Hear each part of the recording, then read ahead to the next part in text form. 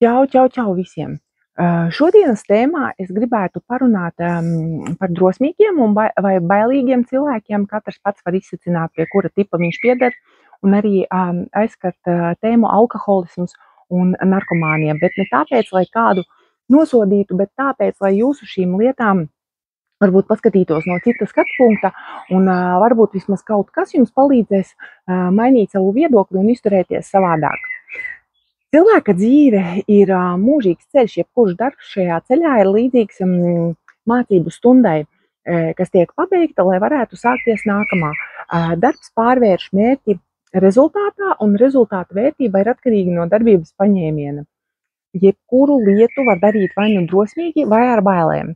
Drosmīgs cilvēks apzinās mērķi un sevi, un, protams, tic sev. Viņš vienmēr zina, kad, kur un cik, un saka, ka šiem cilvēkiem ir labi attīstīta intuīcija. Lai sasniegtu savus mērķus, viņš tērē optimālu laika, spēka un līdzekļu daudzumu, un viņš ir apmierināts ar rezultātu, jo viņa ienākumi ir lielāki nekā izdevumi. Viņš to panāk, nevienam nenodarot pāri. Drosmīgs cilvēks ir izvēlējies piemērotu laiku sava mērķa īstenošanai. Bailīgais neprot teoriju izmantot praksē, pat ja to labi zina. Tā vietā, lai atvieglotu savu dzīvi, viņš to principā sarežģīja. Noliedzot mūsdienu tehnikas un iemaņas, viņš strādā pa vecam, un rezultāts ir visnotaļ bēdīgs. Drosmīgā cilvēkā ir pašcieņa. Viņam nav jābūt inteliģentam. Pašcieņa ir iekšējā vērtība. Pašcieņa ir kā gaisma, kas visu sev apkārt apgaismo, gan sevi, gan citus, un savu pasauli padara drosmīgu. Bailīgs cilvēks ir inteliģents. Tā ir ārējā cieņa. Inteliģents ir medaļas ārējā puse. Cilvēks, kas aiz bailēm ir saspringts, nespēja nemitīgi būt inteliģents. Viņš no tā principā nogurst. Un tad, kad viņš atslābinās, tad parādās viņa slēptā, tas ir inteliģentā puse. Jo vairāk cilvēkam ir nepieciešama slava un uzslavas, jo lielāka viņā nepieciešamība būt labākam par citiem, jo spēcīgāk pieaug viņa inteliģence.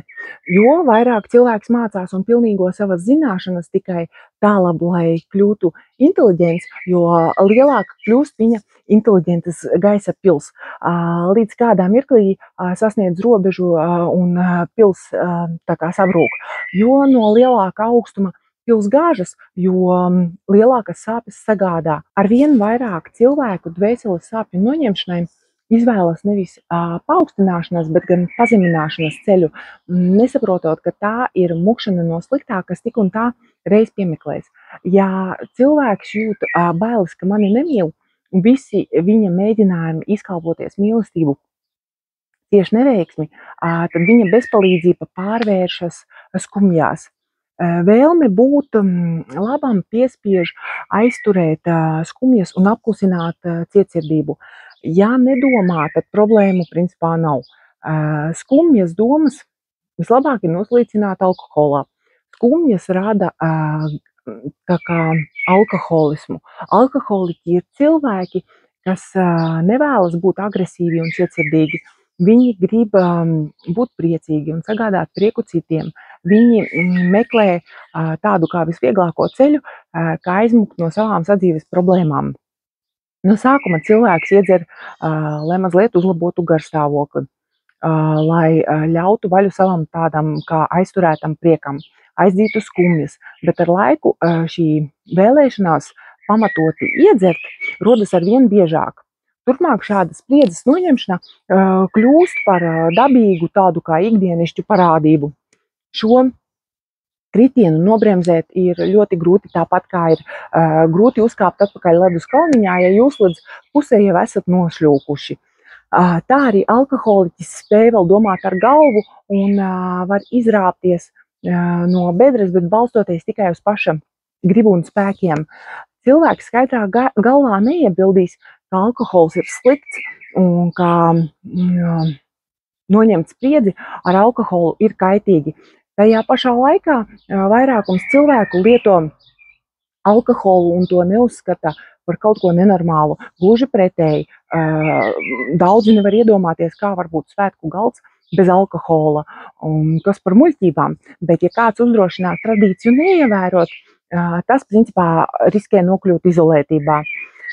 Alkohols tiek slavēts, skaistu cilvēku izsmalcinātās manieres, kas prasa turēt gatavībā glāzi ar alkoholisko dzērienu un gūt baudījumu no alkohola radītā apdulluma, tas kļūst par iekārojumu dzīves etalonu. Kad roka tiecas pēc glāzītes, paprasiet sev, kāpēc es to daru. Izjūtiet, un jūs sapratīsiet, ka tās ir skumjas, kas meklē mierinājumu. Alkohols patiešām palīdz, un ļoti lielas dvēseles traumas gadījumā tās ir kā ārstnieciskās zāles. Kas ir alkohols? Alkohols ir tas pats pēdiņās mīlošais. Būdams dabas produkts, alkohols sevī iemieso garīgumu, tas ir līdzsvarojošo sākotni. Tas cilvēkam sniedz to, kas tam ir tajā mirklī nepieciešams. Skumjais kļūst priecīgs, dumjais paliek gudrs, klusētājs sāk runāt, gļēvulis paliek drosmīgs, neglītais paliek skaists, vecais paliek jauns, tas, kurš ir lēns, paliek straujāks, un kam vajadzīgs neprāts, tas pie tā arī tiek. To visu nenosaka alkohols, bet gan pats dzērājs.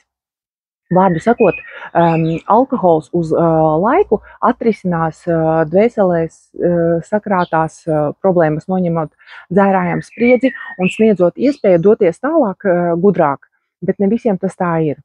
Alkohols parāda cilvēka īsto seju. Dažlaps iedzēris ir tik patīkams, ka gribētos, lai viņš tāds būtu vienmēr, jo skaidrā viņš ir neciešams. Šāds cilvēks skaidrā galvā apspiež savas bailes, ka mana mīlestība tā kā nav vajadzīga un dusmojas, ja viņa priekšā neklanās un neslavē. Viņā ir tik milzīgs žēlums pret sevi, ka tas viņā neievietojas un liek viņam dusmoties. Viņš negrib, lai kāds pamana viņa vājības. Viņam labāk patīk demonstrēt spēku, kas aizbiedēs no viņa visus tos žēlotājus. Dziļi dvēselē slēpjas vēlēšanās notēlot augstsirdīgo, lai atbrīvotos no paša mīlestības nastas. Cits skaidrā ir patīkams cilvēks, bet pēc pāris glāzītēm sāk sprēgāt un izteikt pārmetumus tur, piemēram, kā, ak, es tev tā kā nepatīku, mans ģīmis tev nav paprātam, no malas tā izskatās pēc piekasīšanās. Būdams skaidrā, viņš sevī nomāc bailes, ka mani nemīl un izkalpojas mīlestību. Naidpilnais žēlums pret sevi, ko radīs tāds kā cerību sabrukums, ar alkohola palīdzību atbrīvojas no gūsta, un mazā pelīte principā paliek par lauvu. Bet, kad cilvēks atgūstas, viņš nožēlo, ko dzērumā ir sadarījis vai sarunājis. Alkohols vēlāk neteiks, ka es tevi nemīlu, tas nelamājas rupjiem vārdiem, nepazemo, ļauni, nepriecājas, neizsmej un neatgādina kļūdas visā turpmākās dzīves garumā. Alkohols nevaino dzērāju nēsošos grēkos. Dzērājam ir izvēle, brīva izvēle dzert vai nedzert. Dažreiz citi mēdz teikt un domāt, ka alkohols padara cilvēku atkarīgu no sevis. Es uzskatu, ka šis priekšstats ir nepareizs, jo tikai dzērājs var padarīt kādu atkarīgu no sevis. Var pacensties pareizi izturēties pret dzērāju, un dzērāji jūs vairs netraucēs, bet ja jūs par viņu nodomājat ko sliktu vai noliedzoši izrunājaties, tad tās tā slēptā puse jums sagādās nemazums nepatikšanu. Un pat, ja viņu pēc tam sauks likuma priekšā, mācību stundu, viņš tāpat jums jau būs tik un tā pasniedzis. Jānovērš alkoholisma cēlonis skumjas, tad izzudīs arī alkoholisms. Ja cilvēks aiz bailēm, ka mani nemīl, jūt, ka viss ir slikti un ka visi tā kā viņam dara pāri, viņš var kļūt agresīvs. Ja viņa vēlēšanās būt labam cilvēkam ir bailes, ka mani nemīlēs, ja es nebūšu labs, liek apspiest agresivitāti, tad no tam līdzīgas iekšējās baiļu cīņas cilvēka attīstās neiroze. Slimnieks sāk dzert zāles, nesaprotot to, ka no alkohola tās atšķiras vienīgi ar pieklājīgu izskatu. To es domāju iznīcības ziņā. Nemanot, agresivitāte pārvēršas cietsirdībā, taču neirotiķis to neatzīst. Neirotiķis dara sliktu citiem, bet alkoholiķis dara sliktu sev. Tad, kad savstarpēji saduras alkoholiķis un neirotiķis, tad alkoholiķis vienmēr kapitulē, kad neirotiķis viņu nobiedē ar saviem spalgajiem bļāvieniem. Alkoholiķis pakļaujas dzīvei un sevi tai upurē. Neirotiķis principā nepakļaujas nekad. Alkoholiķis sāk pretoties, kad viņu pazemo, neirotiķis cīnās nemitīgi. Viņi it kā iemieso viena veseluma divus pretpolus, un tāpēc nemazums ir pāru, kuros viens no laulātajiem ir alkoholiķis un otrs ir neirotiķis. Neirozi pieņemts skaidrot ar laulātā drauga vai draudzenes alkoholismu. Tā ir neirotiķa tā kā pašattaisnošanās. Īstenībā viņi viens otru provocē un izaicina un sanāk zvaigžņu kari. Alkoholiķis padara redzamu laulātā slēpto neirozi. Neirotiķis provocē dzeršanai potenciālo alkoholiķi. Atšķirība tikai tā, ka ja vainosiet vīru dzērāju sievas slimībā, viņš aizies un aiz dvēseles sāpēm piedzersies. Bet, ja sievietē pateikt, ka viņa ir pie vainas vīra dzeršanā, tā sadusmosies gan uz teicēju, gan uz pašas vīru. Neirotiķiem visi ir slikti, izņemot viņus pašus. Saslimt ar neirozi ir ļoti viegli. Cilvēki, kuriem ir nelokāmi ciets racionāls prāts, kas savu gribu īsteno dzelžainā noteiktībā, agri vai vēlu nokļūst krīzē un viņu skaļie kliedzieni uz ģimenes locekļiem vai padotajiem iezīmē neirozes sākumu. Spēks, kas ir ieslodzīts cietumā, izraujas ārā, savādāk tas sagrautu pašu cietumu. Ja bailes, ka mani nemīl, pāraug sarūktinājumā pret visiem un visu, un apziņā, ka es nevienam neesmu vajadzīgs, ka mana mīlestība nevienam nav vajadzīga, tad cilvēks tiecas pēc narkotikām. Ja cilvēka bērnu nemitīgi piespiež labā vārdā, izvirzot viņam pārmērīgi augstas prasības, ja pret viņa rīcību izturas kritiski un nemitīgi uzsver, ka jākļūst labākam par citiem, tad viņš to sāk uzskatīt par normālu parādību un gan pret sevi, gan pret citiem izturēsies tieši tāpat.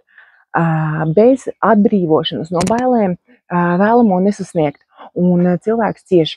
Tiekšanās apspiest emocijas cietējā izraisa garīgas nāves priekšnojautu, kas ir briesmīgāka par ķermeņa nāvi. Kas to nav izjutis, tas diez vai to sapratīs. Paniskas bailes no nāves noved cilvēku līdz narkomānijai. Piemēram, bērns no antisociālas ģimenes cieš no garīga un fiziska terora, bļaušana, skandāli, roku palaišana, dzeršana un tā tālāk. Tā ir viņa, tā teikt, ikdiena.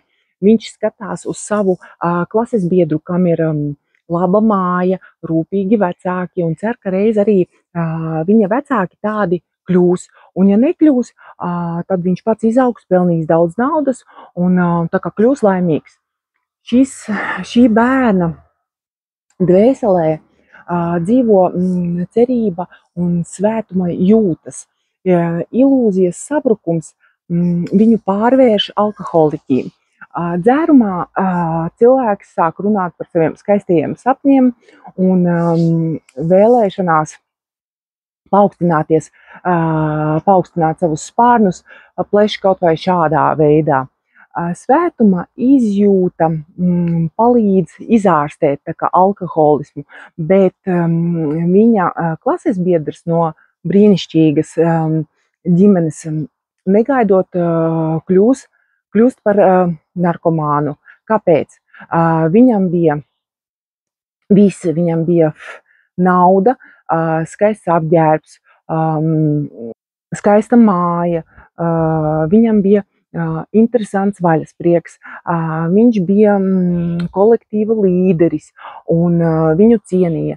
Nevienam pat prātā neienāca, kā apskaužamā dzīves mīlestība izrādījās maska, aiz kuras slēpjas dvēseles traģēdija.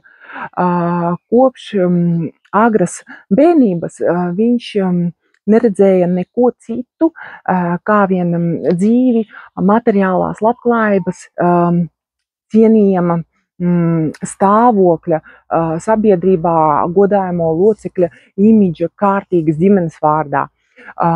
Dzīve kaut kā vārdā ir tāda kā attaisnošanās, ar kuru iznīcina bērna individualitāti. Pieaugušie un vecāki nosaka visu, un, kā zināms, viss tikai, protams, labā vārdā.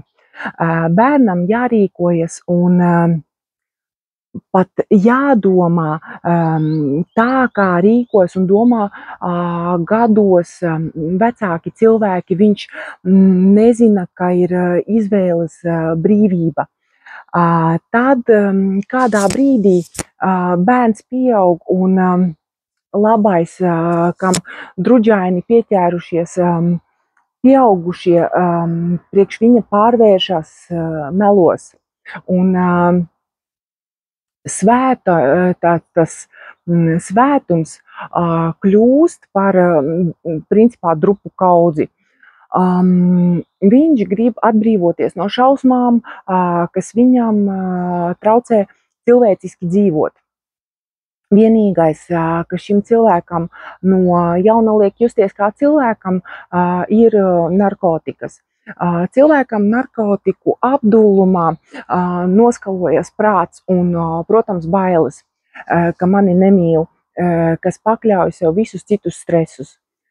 Sirds vairs nenodreb bailēs, ka mana mīlestība nevienam nav vajadzīga. Tagad viņam ir vienalga, vai viņš citiem patīk vai ne, dzīvo viņš atbilstīgi tā kā tradicionālajiem sadzīves normām vai ne, mīl viņu vai nemīl.